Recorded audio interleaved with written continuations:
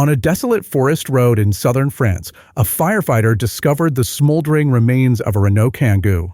Inside, there was no trace of its owner, Christophe Orsaz, or his teenage daughter, Célia, who had vanished just hours before. The overpowering smell of gasoline confirmed the fire was no accident. As a desperate search began, it became clear this was not a simple disappearance, but the first chilling clue in a case of calculated betrayal and murder. Let's begin. On the evening of November 30th, 2017, along the border of the Ariche department in southern France, within the Picaussel Forest, a firefighter on patrol in the rugged terrain noticed smoke ascending through the trees. He discovered a white Renault Kangoo, completely incinerated, parked on the side of a forest road and partially buried in snow. The area was deserted, characterized by steep, icy slopes. As night fell, temperatures dropped below freezing.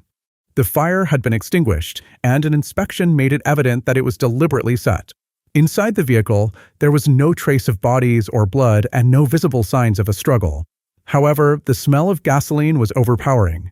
This was an intentional act of arson, executed swiftly to destroy as much evidence as possible. A check of the license plate revealed the vehicle belonged to Christophe Orsaz, a resident of the commune of Mirepoix, approximately a 30-minute drive away. The last known information was that he had left earlier that day with his daughter, Célia. According to acquaintances, their route should have taken them through Pamiers Station, where she intended to take a train to Toulouse. Now, their phones went unanswered. They never reached their destination, and after 4 p.m., no one had heard from them.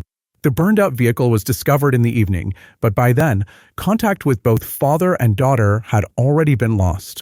At the site of the arson, no tire tracks, footprints, or personal items survived the fire. Snow and melting ice concealed any potential clues. The open forest gave way to dense thickets, and there was no lighting or phone service. A search began, with gendarmes, firefighters, and canine units dispatched. Helicopters were also deployed. The disappearance of the father and daughter was no longer considered a mere road incident. It had escalated into a deeply alarming situation. Thus began a case that, over the coming months and years, would unravel new layers of chilling detail. The charred Kangoo in the woods became the starting point of an investigation that would expose calculated cruelty, betrayal, and death. Christophe Orsaz was born and raised in the Isère department in eastern France. In February 2012, he moved to Ariche in the Occitanie region to live with his new partner, Marie-José Montesinos. Their relationship lasted 4 years, ending in February 2016. He remained in Ariche, settling in a small home in Mirepoix, a picturesque town between Toulouse and Carcassonne, known for its solitude and historic architecture, which Christophe greatly admired. He was passionate about nature, the mountains, and photography. He worked as a gardener and landscape designer, operating as a self-employed professional. Colleagues and clients described Christophe as kind-hearted and attentive. He maintained a close relationship with his family, often calling his siblings to share personal thoughts. However, he did not see his daughter often. During his marriage to his former partner, Sandra, their daughter, Célia, was born. After their separation, Christophe was not granted custody. Célia Orsaz was born and raised in Isère. At 18, after graduating from high school, she moved to southern France to study cosmetology in Toulouse. The move coincided with her decision to reconnect with her father, a decision that brought relief to both of them. In the months leading up to their disappearance, their relationship had grown stronger. They posted photos together on social media and spent weekends together. Célia was known for her calm and friendly demeanor. She was loyal to her friends and her boyfriend, Thibaut, whom she had been dating since elementary school. After she moved to Toulouse, Thibaut followed. Beyond her studies, Célia was passionate about history, castles, and architecture. She also helped care for her younger half-sister from her mother's second marriage. November 30th, 2017, started like any other day. Christophe had an appointment with a potential client to provide an estimate for a cabin project in the mountains. He mentioned this plan in a text message to an acquaintance. That same day, he was supposed to drive Célia to the train station in Pamiers. She planned to spend the evening and night with Thibaut in Toulouse. Since Célia did not have keys to the apartment, she originally intended to meet Thibaut earlier in the day, but he postponed their meeting due to a doctor's appointment. They agreed she would take a later train and message him once she arrived. The last message from Célia was sent at 2 p.m. She wrote that she would text again once she reached the station in Toulouse. No further messages were sent. The plan was simple. Christophe would stop by the potential client's location, then drive his daughter to the station. The distance between their home and the train station was about 18 miles, a journey that should not have taken long. It quickly became clear that this seemingly ordinary day had turned out to be their last. The story that would follow revolved around the disappearance of two people who had no reason or intention to vanish. There were no motives, no signs, no warnings. Everything had appeared to be a normal day with routine plans until they never returned. Relatives and friends immediately sensed that something was wrong. Christophe's family reached out to friends and neighbors, but no one had seen him since the afternoon. Tracking their phones proved impossible, as both were either turned off or out of range. By the night of November 30th into December 1st, Thibault and Célia's mother, Sandra, decided to contact the authorities. The report was quickly passed to the gendarmerie. Search began on the morning of December 1st. At first, investigators considered the possibility of an accident. Christophe's vehicle, a white Renault Kangoo, might have slid off the road somewhere remote. That same morning, just outside the Picaussel Forest in the Aude department, about a 30-minute drive from Mirepoix, a firefighter driving along a rural back road spotted evidence of a scorched area. On closer inspection, he discovered a burned-out vehicle. After running the registration, it was confirmed the car was a Renault Kangoo, registered to Christophe Orsaz. The gendarmerie immediately secured the area. The vehicle was completely destroyed by fire. The interior was gutted, and the frame was severely damaged. Forensics teams were brought in. During the initial sweep, investigators detected traces of a flammable substance. The fire was no accident, ruling out possibilities like a traffic collision or mechanical ignition. No remains were found inside. Due to weather conditions, any potential physical evidence may have been erased.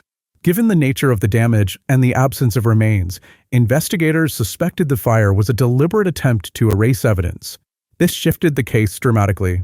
The disappearance of a father and his daughter was no longer seen as a tragic mishap. The possibility of foul play was now on the table. A large-scale search was launched.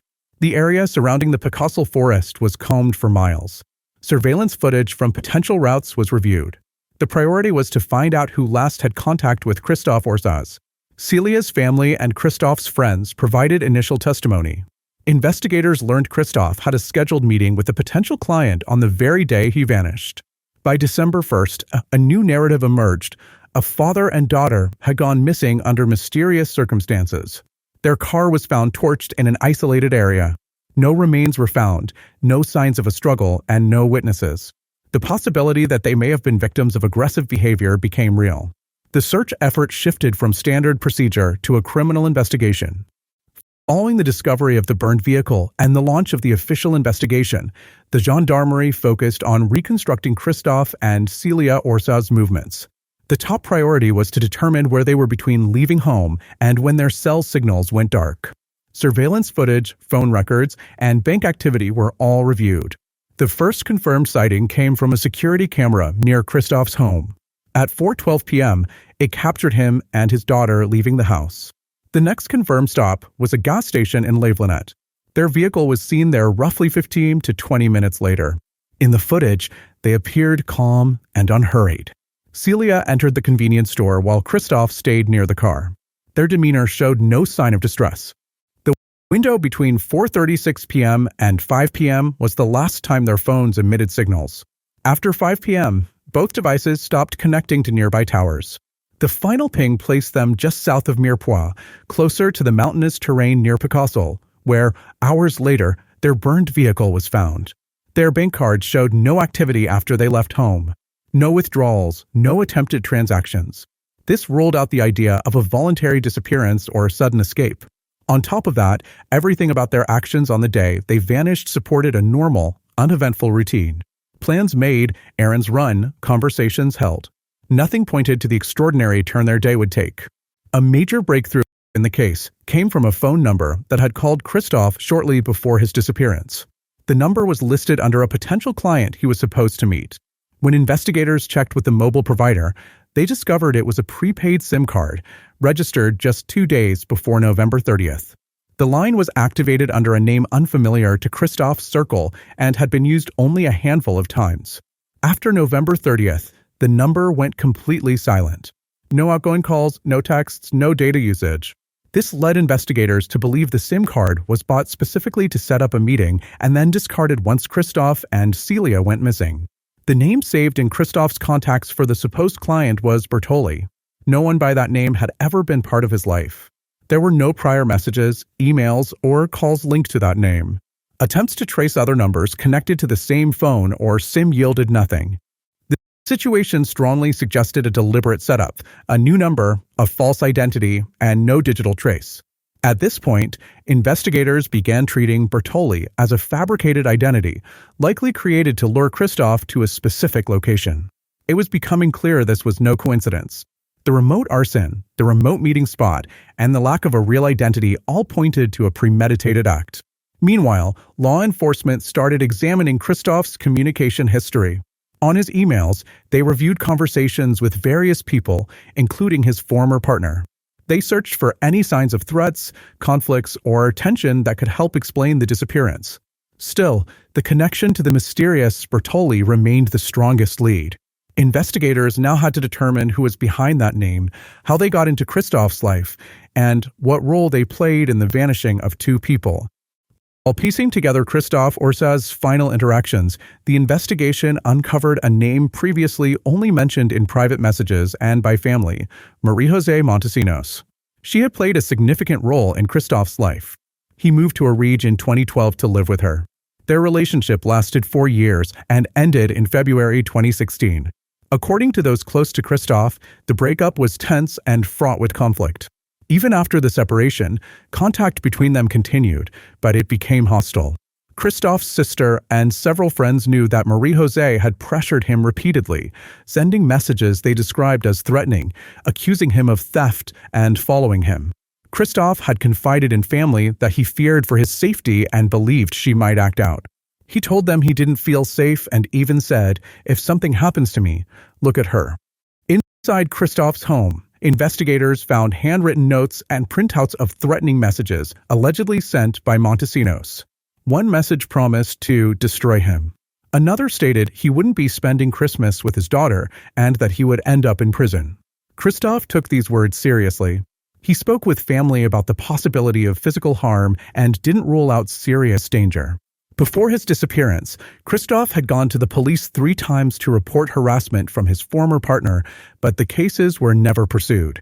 Citing procedural limitations, the complaints did not result in further action from law enforcement. When investigators began interviewing Christophe's acquaintances, Montesinos' name came up immediately. She was among the first people brought in for questioning, officially as a witness.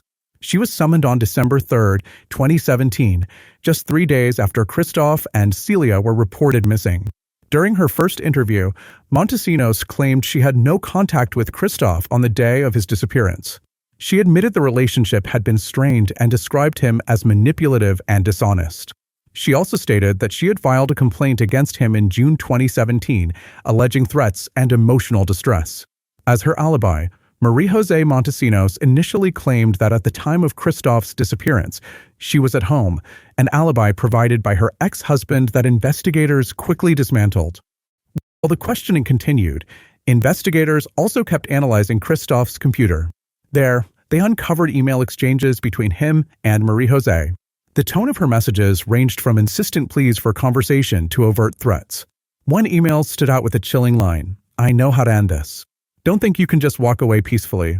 This message reinforced suspicions that her behavior might not only be hostile, but potentially dangerous.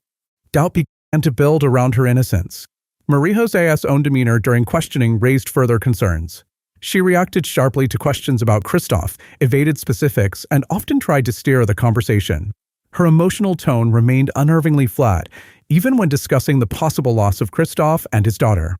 These contradictions, an unreliable alibi, a history of threats, and her evasive behavior began to solidify a new direction in the case. From that point forward, Marie-José Montesinos was no longer seen simply as a former partner, but as someone whose actions warranted serious scrutiny. Authorities decided to place her under surveillance and authorized wiretaps on her phones. The next phase of the investigation focused on identifying potential accomplices. While the identity behind the alias Bertoli remained unclear, links were beginning to emerge. Who might have carried out the act? After determining Bertoli was a fake identity, investigators cross-referenced the phone numbers involved with people in Montesinos' circle. One of the numbers used on the day Christophe disappeared was traced to a man named Jean-Paul Vidal, a local mechanic with a background as a stuntman. He lived in the same region and appeared to lead an ordinary life, married with a family and no criminal history. Neither the police nor the gendarmerie had any prior encounters with him. However, investigators learned that Vidal had ties to Montesinos.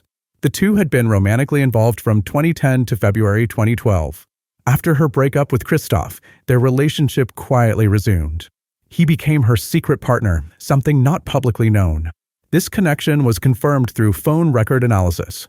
In the weeks leading up to the disappearance of Christophe and Célia, Montesinos and Vidal communicated daily. On the day of the disappearance, their contact was especially frequent. The call Christophe received under the name Bertoli came from a phone tied to Vidal, although the number was registered under a third party. This number had not been in use until late November and went inactive immediately after the event. Phone provider data showed the SIM card was purchased with cash and activated just 2 days before the incident. The connection between Bertoli and Jean-Paul Vidal became increasingly undeniable. Phone data from November 30th showed that the number registered to Bertoli and Vidal's personal phone were located in the same area at several points throughout the day. Investigators now understood Vidal wasn't just a secret partner. He had deliberately orchestrated a meeting with Christophe using a fake identity. However, based on text message analysis and wiretap recordings, it appeared he wasn't acting entirely on his own. The conversations between him and Montesinos revealed pressure, emotional manipulation, and a persistent push for revenge coming from her side. At this point, law enforcement had uncovered a disturbing picture: a real person using false information, closely connected to a woman under suspicion, had coordinated a meeting that resulted in the disappearance of a father and his daughter. Vidal became a central figure. His involvement with Montesinos was not just romantic. It now appeared to be a potential motive for his participation in the meeting with Christophe Orsaz, the meeting from which Christophe would never return. On June 11, 2018, 6 months after Christophe and Célia Orsaz disappeared, the investigation reached a turning point. Based on accumulated evidence and cross-referenced phone data, the gendarmerie arrested 4 individuals: Jean-Paul Vidal, Marie-José Montesinos, her ex-husband, and one of Vidal's friends. The latter 2 were soon released. Vidal and Montesinos remained in custody. Early in questioning, Vidal admitted to being involved in the disappearance. His confession included details that matched previously gathered evidence. He confirmed that he, using the fake identity Bertoli, contacted Christophe and arranged to meet at an abandoned property called Ryacorcant, deep in the Picaussel Forest. The area had no cell reception, which explained the sudden halt in both Christophe and Célia's phone signals. According to Vidal, Christophe arrived at the location with Célia. She stayed in the car while he stepped out. Almost immediately, he was confronted. Vidal, armed with a metal rod, began striking him on the head. Vidal claimed that Montesinos was also present and participated in the assault, striking Christophe and shouting accusations at him. After several blows, he lost consciousness and fell to the ground. They then restrained him with plastic zip ties and dropped him into a pre-dug waste pit, which they covered with concrete slabs while he was still alive. During the commotion, Célia locked herself in the vehicle. Vidal and Montesinos broke the window, entered the car, restrained her, sealed her mouth with tape, and tied her hands. She was then moved to the trunk of the vehicle. According to Vidal, he drove the Kangoo while Montesinos followed in her own car. They headed to a remote forest parking area near Pieuvert. There, deep in the woods, they took Célia from the car and led her to a tree. Vidal said he took a hunting rifle and, from a close distance, fired at her. He claimed he did this under Montesinos' orders, stating she gave him no choice. According to his account, she stood nearby and directed what happened. After the crime, they moved the body, buried it in the forest, and covered the site with fresh leaves to disguise it. They then set Christophe's car on fire to eliminate any evidence. The very next day, they met at Lake Montbul to dispose of what remained, including the prepaid phones used in a setup. Vidal's testimony was the first direct admission of involvement.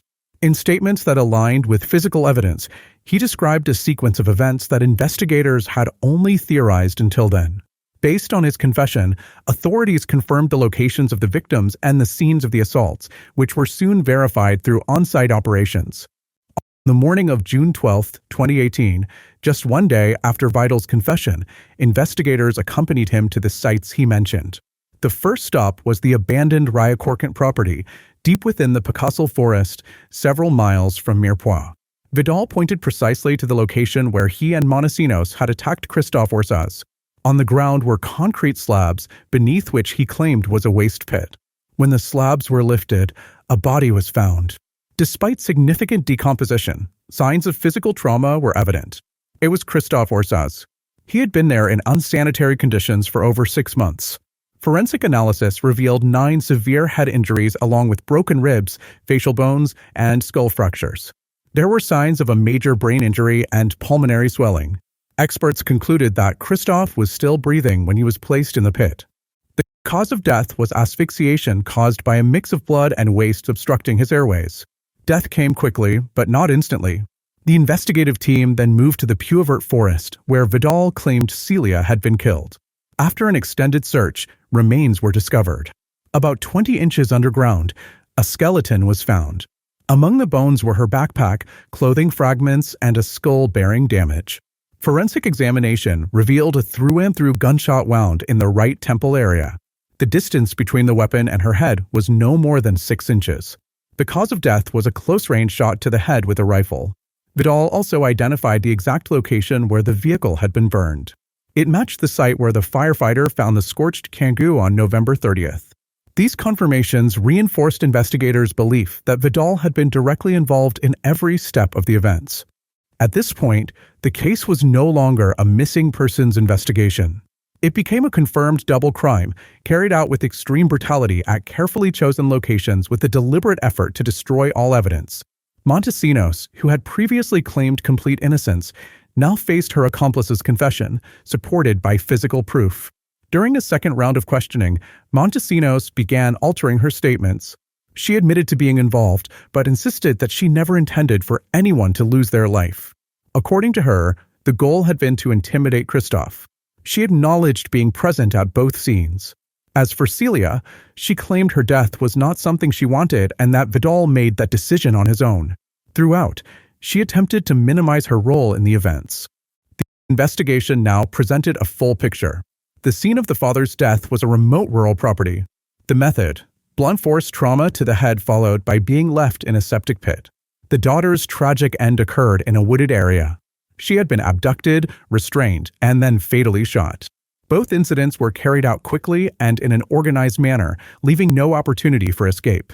These facts aligned with the primary theory pursued by investigators.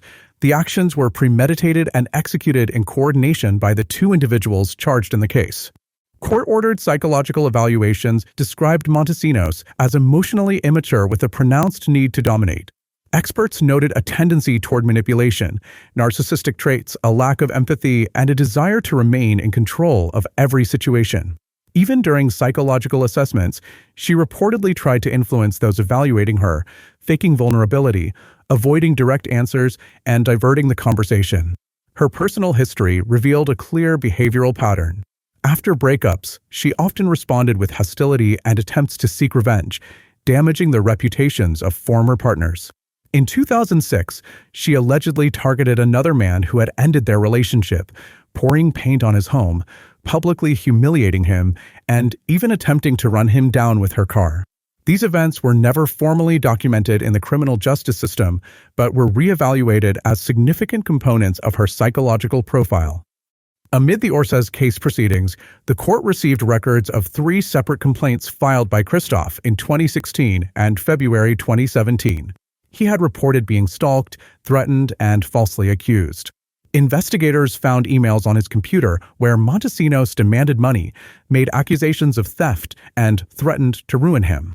Further evidence surfaced, showing that she had sent private photos of Christophe to his employers in an attempt to damage his professional reputation, resulting in his dismissal from one job. Another trigger for her alleged rage was a USB drive that she claimed to have found after their breakup. According to her, it contained compromising images of Christophe. She said the discovery left her feeling betrayed and deeply shocked.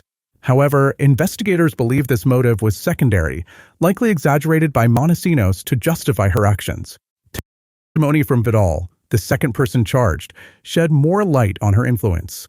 He stated he was emotionally dependent on Montesinos and that she manipulated him into believing Christophe was dangerous. She allegedly showed him fake messages in which Christophe appeared to threaten both him and his family. Vidal claimed he genuinely believed he was acting in self-defense. While Vidal's testimony might be interpreted as an attempt to lessen his own responsibility, parts of his statement have been corroborated. Investigators confirmed that some of the letters were indeed fabricated, and several were written by Montesinos herself. All this painted a disturbing picture of Marie-José Montesinos, not as a victim of circumstance, but as someone with a history of coercion and calculated retaliation. Her involvement in the double crime was no longer seen as passive.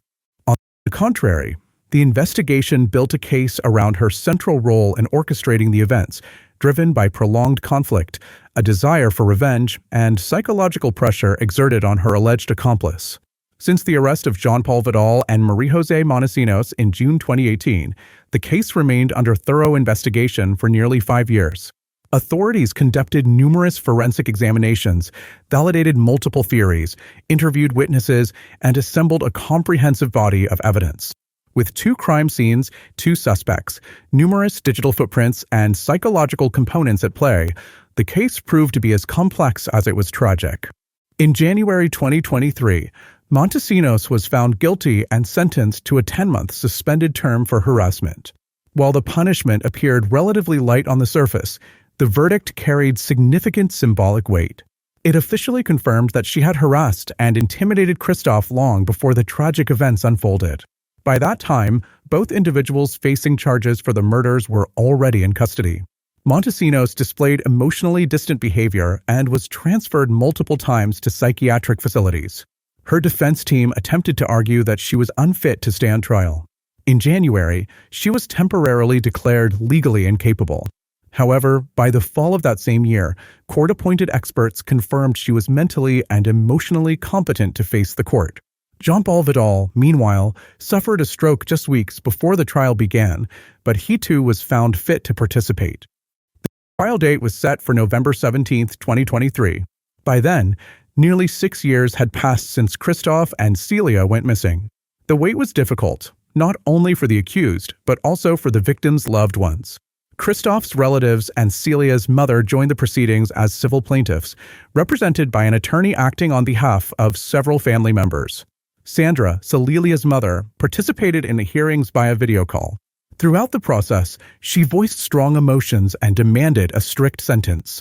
According to her, it was her outrage toward those responsible that gave her the strength to carry on. One of the core issues in the trial was determining the level of responsibility each defendant bore and whether their actions were part of a detailed plan. During the trial, it came to light that as early as June 2017, Jean-Paul Vidal and Montesinos had already attempted to ambush Christophe at the same remote location where he would later be killed. That plan was aborted due to the unexpected presence of tourists in the area. Investigators confirmed that the two made several scouting trips, measuring the septic pit and checking access routes. This clearly demonstrated that the crime had been premeditated months before November. During the court proceedings, Vidal admitted outright that they went to meet Christophe with the intent to take his life. He stated, "If anything went wrong, we already knew where to hide him. Everything was prepared ahead of time."